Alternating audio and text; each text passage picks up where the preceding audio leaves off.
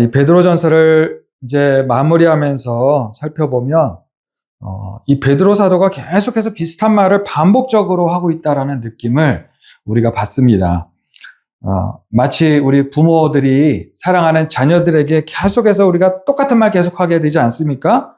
일찍 자라, 일찍 일어나라, 어른들에게 인사 잘해라, 핸드폰 좀 그만 좀 보고 책 좀 봐라, 뭐 예배 시간에 졸지 말고 말씀 잘 들어라, 뭐 계속해서 아이들이 잘 고쳐지지가 않으니까 계속해서 똑같이 반복해서 이렇게 말을 하죠. 그러면 우리 아이들은 엄마 또 아빠 저 잔소리 하시네 이렇게 이제 받아들이지만, 지금 베드로 사도도 이 사랑하는 성도들에게 이런 마음으로 계속해서 반복해서 잔소리를 하고 있는 것 같습니다.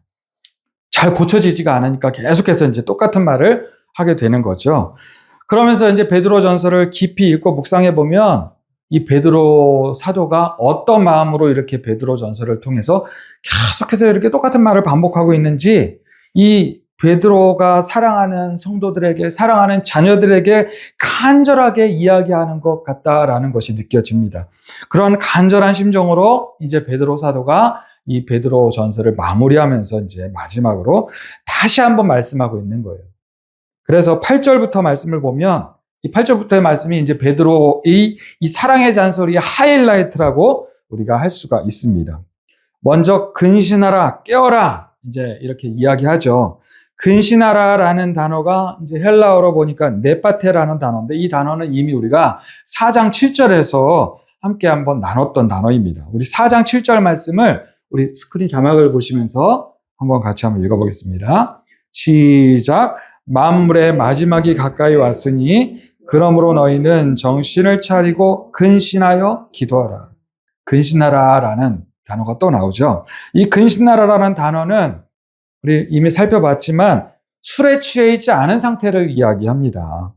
단지 술에 취해 있지 말라는 것이 아니라 세상에 취해 있지 말라는 말씀이라고 함께 나눴었습니다. 마찬가지로 지금 이 5장 8절에서도 다시 한번 근신하라라고 말씀하고 있는데, 정신 똑바로 차리고 세상에 취해 있지 말라고 다시 한번 베드로 사도가 강조하고 있는 것이죠. 지난번에도 한번 말씀드렸지만 우리가 세상에 얼마나 이 세상 가운데 취해 있습니까? 세상은 지금 우리에게 얼마나 좋은 서비스들을 지금 제공하고 있는지 몰라요. 지난주에 경주에서 아페크 정상회의가 있었죠. 이 회의 동안에 이제 뉴스나 이런 신문지상에서 정말 자주 나왔던 단어 중에 하나가 AI라는 단어입니다. AI 기술이 점점 발전하고 있는데 이 AI 기술이 세상을 바꿔놓고 있는 거예요. 우리나라도 이 AI 기술이 너무나도 중요하기 때문에 AI의 전초 기지가 되겠다고 이제 선포하면서 많은 AI 기술과 관련된 그런 관련 기업들을 우리나라에 막 이렇게 유치하고 있는 것이죠. 이 AI로 인해서 사람들이 점점 편해지고 앞으로는 더 이 AI로 인해서, 인공지능으로 인해서 우리 사람들의 삶이 편해진다고 합니다. 저 같아서도 예전에는 이제 이 설교 준비할 때에 성경 주석 전집을 벽장 한 가운데 그냥 세네 가지를 가득 채워놓고서 책장에서 이제 찾아가지고 그 주석들을 하나하나 이렇게 찾아봐야 됐어요, 책으로. 그러다 언젠가부터 어떤 업체에서 이 성경 주석 자료들을 데이터로 만들어가지고 CD에 만들어가지고 프로그램을 만들어서 막 팔기 시작했어요. 저도 이제 그걸 사가지고 이제 CD 프로그램을 통해가지고 컴퓨터로 막 이렇게 찾아가지고 이렇게 사용하기도 했는데, 요즘은 어떻게 사용하는 줄 아세요? 뭐 몇십 건이나 되는 주석책 필요 없고, 뭐 CD, 뭐 프로그램 비싸게 사서 이렇게 준비할 필요도 없고, 이제는 인터넷으로 챗 GPT, 구글의 제미나이 뭐 이런 AI 통해가지고 이제 성경 본문을 쳐가지고 헬라 원어 한 절씩만 좀 주석해줘, 이렇게 명령을 내리거나 누구누구의 신학자의 주석으로 한번 좀 이 본문을 설명해줘, 이렇게 검색해가지고 명령을 내리기만 하면 몇 초 만에 이 AI가 그냥 싹 찾아주는 거예요. 헬라어 원어 분석까지 아주 자세히 해가지고. 얼마나 편해졌는지 모릅니다. 시간도 그만큼 빨라졌죠. 그러다 보니까 목사님들도, 목회자들도 이 성경만 보면서 깊이 묵상해지는 것이 조금씩 이렇게 귀찮아지고, 그리고 성경이 조금씩 그러다 보니까 멀어지기도 하고 우리 목사님들도 그렇게 되는 것입니다. 요즘 우리 목회자들이 가장 주의해야 하는 것이 성경보다는 챗GPT나 뭐 제미나이나 이런 AI를 의지하는 것이라고 합니다. 세상이 그렇게 점점 변해져 가고 있는 것을 우리가 지금 보고 있는 것이죠. 세상은요, 우리가 정신 차리고 하나님을 바라보기보다는 컴퓨터 모니터를 바라보게 만드는 것입니다. 스마트폰을 바라보게 만드는 것입니다. 제가 길을 가다가 우리 초등학생부터 뭐 고등학생들까지 혼자 길을 이렇게 걸어가는 아이들 보면 다 하나같이 뭘 보면서 걸어가요? 스마트폰을 보면서 길을 걸어가는 거예요. 얼마나 위험한지 또 몰라요. 어쩌다가 우리가 뭐 지하철이나 버스를 타게 되면 사람들이 다 뭘 보고 있어요? 스마트폰 보고 있습니다. 사람들은 이 스마트폰을 통해서 세상을 봅니다. 이 스마트폰을 통해서 모든 뉴스와 모든 정보들과 모든 즐거운 것들이 다 그 안에 있다 보니까 그것만 붙잡고 보고 있는 거예요. 지금 스마트폰에 지금 다들 취해 있지만 앞으로는 모니터나 뭐 이런 스마트폰이 아니라 홀로그램이나 가상현실 이런 것들을 통해서 세상의 온갖 정보들을 앞으로는 얻게 될 것이라고 합니다.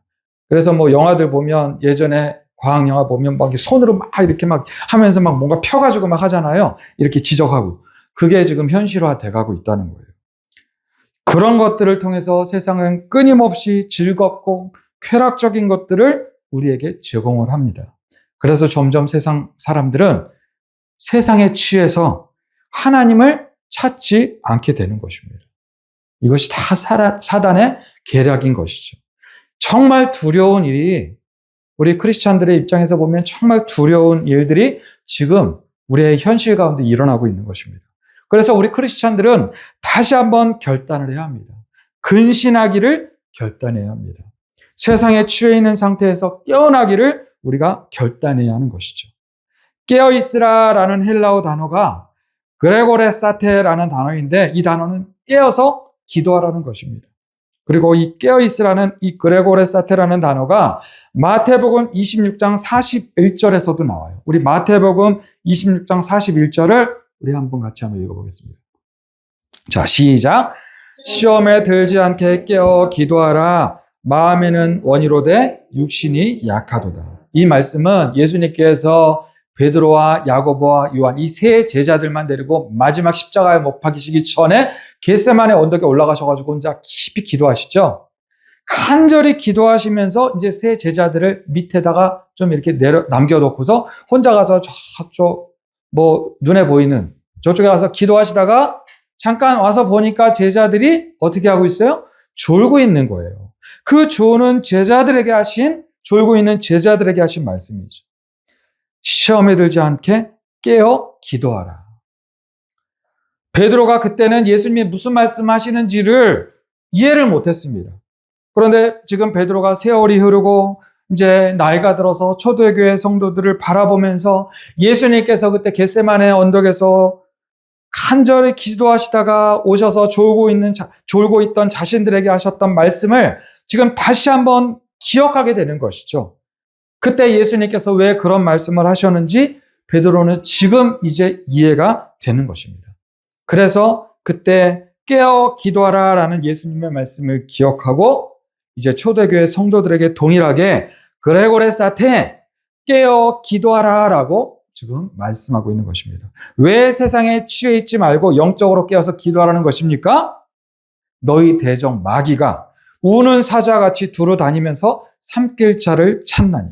우리의 대적인 마귀가 우는 사자처럼 두루 다니면서 삼킬 자를 찾기 때문에 우리 성도들은 그 사자가 으르렁대면서 그 사자와 같은 마귀가 언제 접근해 오는지를 알기 위해서 영적으로 깨어 있어야 하는 것이고 기도해야 된다는 것입니다. 여러분, 우리가 실제로 사자를 들판에서나 길에서나 어디서 만나게 된다면 어떨까요? 제가 이제 검색을 해보니까 남아공에도 크루거 국립공원 아주 큰 공원이 있다고 그러더라고요. 그래서 여기서 이제 사파리 여행을 할 수가 있다고. 어떻게 주부 집사님은 갔다 오셨죠? 몇 번 갔다 오셨어요? 아, 되게 부러운데. 가끔 이제 뉴스에 보니까 제가 검색을 하다가 뉴스를 보니까 그 사파리 공원에서 사자가 탈출을 해가지고 막 그 사람들한테 막 그 달려들고 막 해치기도 하고 그런 뉴스가 덜어 있더라고요. 실제로 그 사자가 진짜 내 앞에 와가지고 막 덤벼든다면 얼마나 끔찍하고 무서울까요? 그 배고파서 우는 사자를 마귀로 든 비유가 그 이유가 무엇일까요? 사자가 그렇게 포악하고 무섭고 끔찍하듯이 사단 마귀도 그렇다는 것이죠. 절대로 봐주지 않습니다. 절대로 그냥 지나치지 않는다는 것이죠. 그렇기 때문에 사자는 먼저 발견하면 피하거나 도망쳐야 하는 것이고 마귀도 근신하고 깨어서 우리가 먼저 피해야 한다는 것입니다. 마귀는 절대로 우리가 상대에서 이길 수 있는 상대가 아니기 때문에 마귀가 덤벼들 여지를 주면 기회를 주면 안 되는 것입니다. 그래서 우리는 근신하고 깨어서 먼저 피해야 하는 것입니다. 우는 사자와 같은 마귀를 피하기 위해서 근신해 있어야 하는 것이고 영적으로 깨어 있어야 하는 것입니다. 기도로 항상 준비해 있어야 한다는 것이죠. 9절에서는 말씀하시죠. 9절 말씀입니다. 너희는 믿음을 굳건하게 하여 그를 대적하라. 이는 세상에 있는 너희 형제들도 동일한 고난을 당하는 줄을 알미라. 혹시라도 우리가 우는 사자 같은 그런 마귀를 만났습니다. 그 마귀를 대적할 수 있는 무기가 무엇이라고 말씀하고 있는 거예요? 굳건한 믿음이 우리의 무기가 될 수 있다는 것입니다. 마귀를 피하기 위해서는 근신하고 깨어 있어야 하는 것이고 혹시라도 우리가 어쩔 수 없이 마귀를 만났어요? 그때 필요한 것이 바로 이 굳건한 믿음이라는 것입니다. 에베소서 6장을 보면 사도 바울께서 마귀를 대적하기 위해서 전신갑주를 입으라라고 말씀합니다. 진리로 허리띠를 띠고 의의 호신경을 붙이고 평안의 복음에 준비한 신을 신고 모든 것 위에 믿음의 방패를 가지라라고 말씀합니다. 방패의 역할이 여러분 무엇입니까? 대적의 공격을 막아내는 것이죠. 굳건한 믿음이 있으면 사단 마귀의 이 거센 공격을 우리가 막아낼 수 있게 된다는 것입니다. 우리가 욥기를 보면 정말 순전한 믿음을 가졌던 욥이 사단 마귀의 엄청난 시험을 받습니다. 가지고 있던 재산도 순식간에 다 날려버리고 사랑하던 10명의 자녀들이 갑작스러운 사고로 갑자기 다 세상을 떠나버리고 맙니다. 욥의 몸에도 엄청난 질병이 찾아오죠.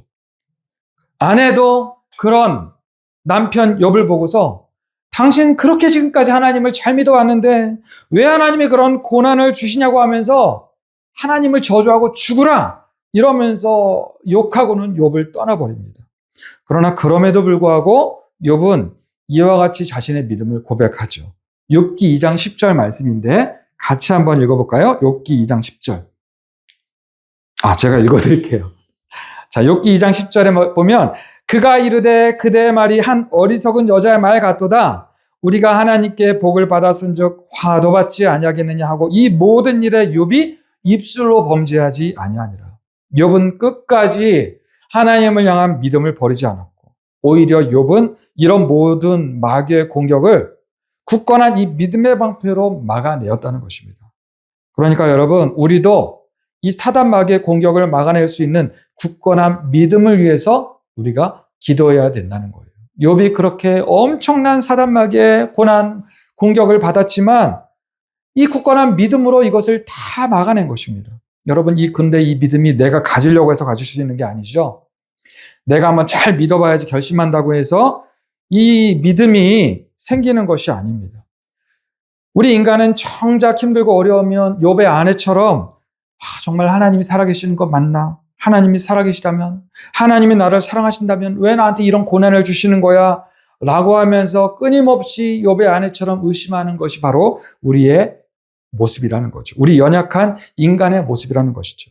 그런데 어느 순간부터 하나님이 믿어지고 예수님이 나를 위해서 죽으시고 부활하셨다는 믿음이 생기게 되는 것입니다. 예수님이 나를 정말 사랑하신다는 믿음이 생기는 것이죠. 그래서 그 믿음은 에베소서 2장 8절 말씀대로 하나님이 주시는 은혜의 선물인 것이죠. 우리 에베소서 2장 8절 말씀.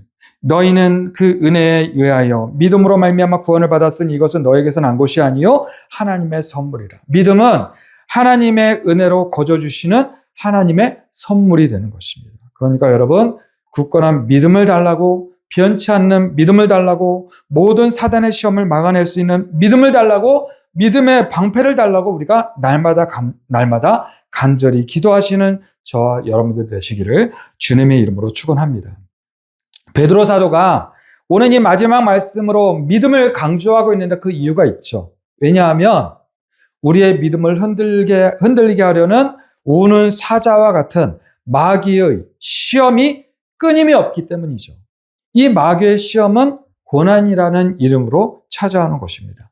그리고 이 고난은 누구로부터 오고 누구에게는 오고 누구에게는 오지 않는 선택적인 것이 아니라 9절 말씀대로 고난은 그 모양과 방식만 다를 뿐이지 모든 사람들에게 다 오는 것입니다. 그런데 그 고난을 하나님의 은혜를 받은 사람들에게는 잠깐의 고난이 되는 것이고 하나님의 은혜를 입지 않은 사람들에게는 그 고난이 영원한 고난이 되는 것입니다. 저 지옥에 갈 때까지 이어지는 영원한 고난이 되는 거예요. 하나님의 은혜를 받은 사람들에게는 왜 잠깐의 고난이 될까요? 영원한 하나님의 시간 속에서 우리의 인생의 시간은 길어봤자 몇 년입니까? 100년밖에 되지 않잖아요. 하나님의 영혼에 비해서 이 100년의 고난은 잠깐의 고난인 것입니다. 그렇기 때문에 이 잠깐의 고난을 믿음으로 잘 이겨낸 사람에게는 영원한 영광의 시간을 누리게 되는 줄을 믿으시는 저와 여러분들이 되시길 바랍니다. 우리는 이 영원한 영광을 누리게 될 줄을 믿습니다. 하나님의 은혜 가운데서 이 잠깐의 고난을 잘 지나가는 사람은 특별히 어떤 은혜를 누리게 될까? 10절을 우리 같이 한번 읽어보겠습니다. 10절 시작. 모든 은혜의 하나님 곧 그리스도 안에서 너희를 부르사 자기의 영원한 영광에 들어가게 하신 이가 잠깐 고난을 당한 너희를 친히 온전하게 하시며 굳건하게 하시며 강하게 하시며 털을 견고하게 하시리라. 아멘. 여러분, 하나님이 우리를 온전하도록 도와주십니다. 하나님이 우리를 굳건하도록 도와주십니다. 하나님이 우리를 강하게 하십니다. 그래서 우리의 믿음의 털을 견고하게 하십니다.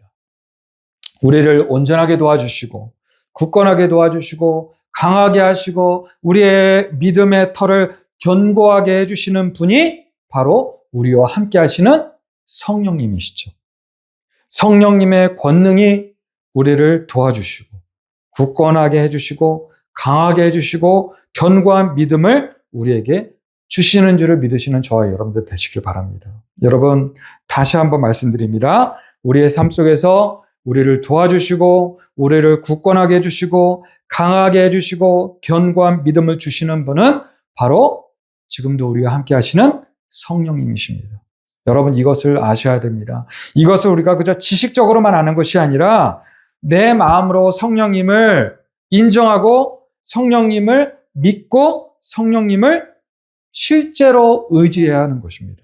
그래서 늘 성령님 나를 도와주세요. 성령님 나의 믿음을 굳건하게 해주세요. 성령님 오늘 하루도 나와 함께 하시고 오늘 하루도 나를 지켜주시고 성령님 오늘 하루도 내가 모든 일을 할 때에 성령님 도와주세요.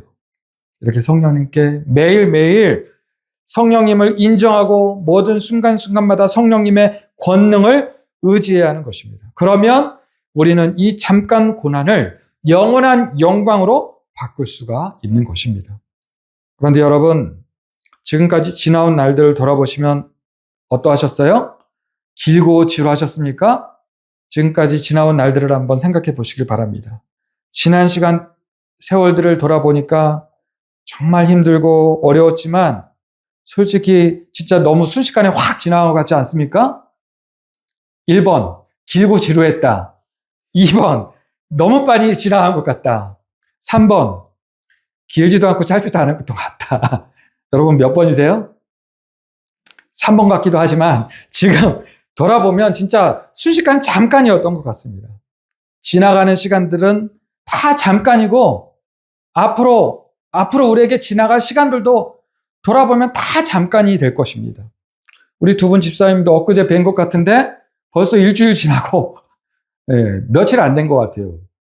자, 이렇게 우리는 잠깐 고난의 시간들을 지나가고 있는 것입니다. 하지만 이 잠깐 고난의 시간들을 지나가면서 믿음을 굳게 붙잡고 우는 사자와 같은 사단 마귀를 성령님의 도우심으로 우리가 잘 대적하고 나면 얼마 후에 우리 모두는 영원한 영광에 들어가게 되는 줄을 믿으시는 저와 여러분들 되시기를 주님의 이름으로 축복합니다. 우리는 영원한 영광에 함께 들어갈 믿음의 동역자인 줄을 믿습니다. 그런 의미에서 우리는 앞으로도 영원히 만나게 될 것입니다. 저 천국에서도 우리가 다 영원히 함께 만나게 되지 않겠습니까? 그러므로 우리는 이 14절에서 베드로 사도께서 권면하고 있는 것처럼 이렇게 적어도 일주일에 한 번씩은 사랑의 입맞춤으로 서로 문안하면서 함께 하나님을 예배하게 되는 줄을 믿습니다. 사랑의 입맞춤으로 하나님을 찬양하고 함께 하나님께 기도하고 함께 하나님을 예배하고 하나님의 평강을 누리게 되시는 저와 여러분들이 되시기를 주님의 이름으로 축복합니다. 기도하겠습니다.